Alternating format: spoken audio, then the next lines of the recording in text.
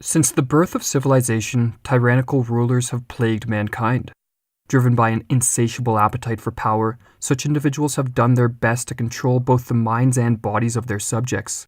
Seen in this light, the history of civilization is very much a history of varying degrees of human enslavement.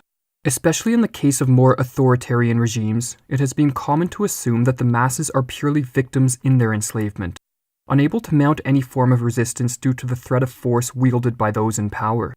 In the 16th century, the French philosopher Étienne de la Boétie challenged this view in his essay The Discourse on Voluntary Servitude. All governments, he argued, including the most tyrannical, can only rule for extended durations if they have the general support of the populace. Not only are those in power vastly outnumbered by those over whom they rule, but governments rely on the subjugated populations to provide them with a continual supply of resources and manpower.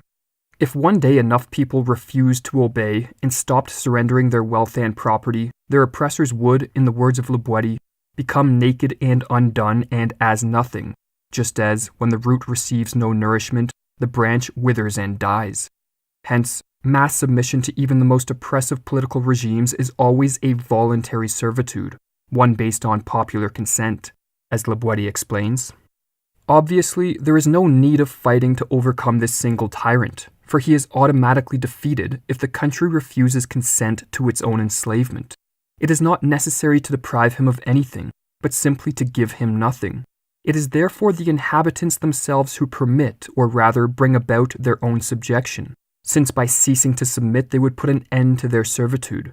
A people enslaves itself, cuts its own throat when, having a choice between being vassals and being free men, it deserts its liberties and takes on the yoke, gives consent to its own misery, or rather, apparently welcomes it. In this video, we'll explore Le Boétie's insights as to why people throughout history and into the modern day have acted against their best interests and consented to their enslavement. Most animals display a natural instinct to be free. When an attempt is made to capture an animal, it flees in terror or else reacts with fierce aggression. When taken from its natural habitat and placed in captivity, its innate vigor atrophies and is replaced by lethargy and despondency.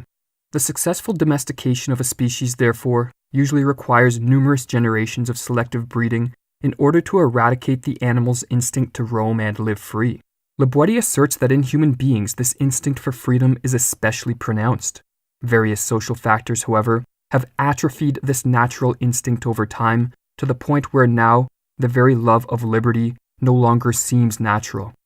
One of these factors, according to Le Boétie, is the powerful influence of custom, or in other words, our tendency to become habituated to the social and political conditions we were born into. Just as an animal born in captivity knows nothing of the freedom it lacks and hence does not resist its chains, so too those born into state slavery lack the knowledge of what it means to be free, and thus tend to accept their servitude as if it were natural. When one spends their formative years observing those around them not resisting their oppressors, but accepting them and even adoring them, the effects of custom tend to override the natural instinct for freedom, and submission becomes habitual. This socialization into state slavery is analogous to the story of the ancient king Mithridates, who was said to have habituated himself to poison by drinking small amounts over a long period of time. Like him, writes Le Boétie, we learn to swallow and not to find bitter the venom of servitude. Or as he further explains, it is true that in the beginning men submit under constraint and by force, but those who come after them obey without regret and perform willingly what their predecessors had done because they had to. This is why men born under the yoke and then nourished and reared in slavery are content, without further effort, to live in their native circumstance, unaware of any other state or right, and considering as quite natural the conditions into which they were born. But custom alone does not account for the readiness with which people consent to their servitude, as ruling classes have long known that to maintain power, they must play an active role in engineering consent. Plays, farces, spectacles, gladiators, strange beasts, medals, pictures, writes Le Boétie, and other such opiates. These were for ancient peoples the bait towards slavery, the price of their liberty, the instruments of tyranny. In the modern day, these instruments of tyranny have changed form, but their essence remains the same. The endless supply of mindless diversions provided by the mass media and entertainment industry, the numbing effects of pharmaceutical drugs, and the dramatic farce of political elections all served to distract the attention of the populace away from the reality of their enslavement. Another tactic for engineering consent used by ancient tyrants was analogous to what we call the welfare state today. Laboiti notes that on select days of the year, ruling classes used to distribute bread, wine, and a little bit of money to their subjects, and soon after those who were content and satiated would cry out, "Long live the king."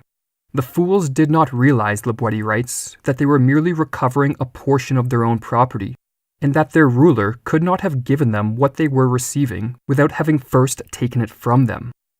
But the proverbial bread and circuses are not the only instruments of tyranny, for ruling classes have long attempted to evoke not only the consent, but the adoration and reverence of their subjects by co-opting techniques used by religions to make their authority appear sacred.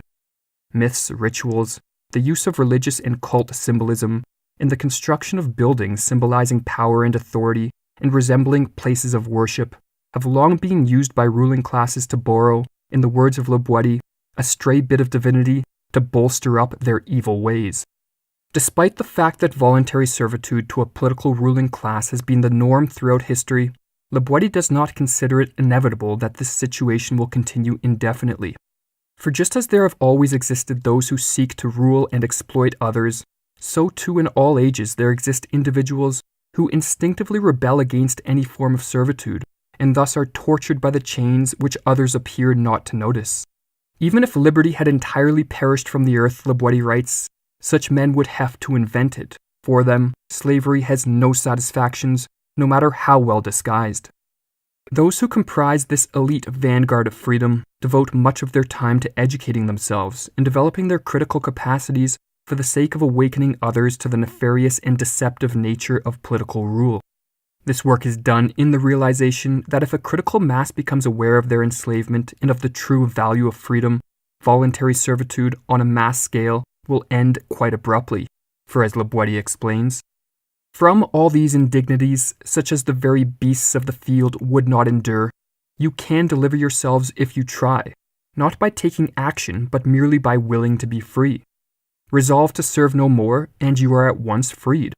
I do not ask that you place hands upon the tyrant to topple him over, but simply that you support him no longer. Then you will behold him, like a great colossus whose pedestal has been pulled away, fall of his own weight and break into pieces.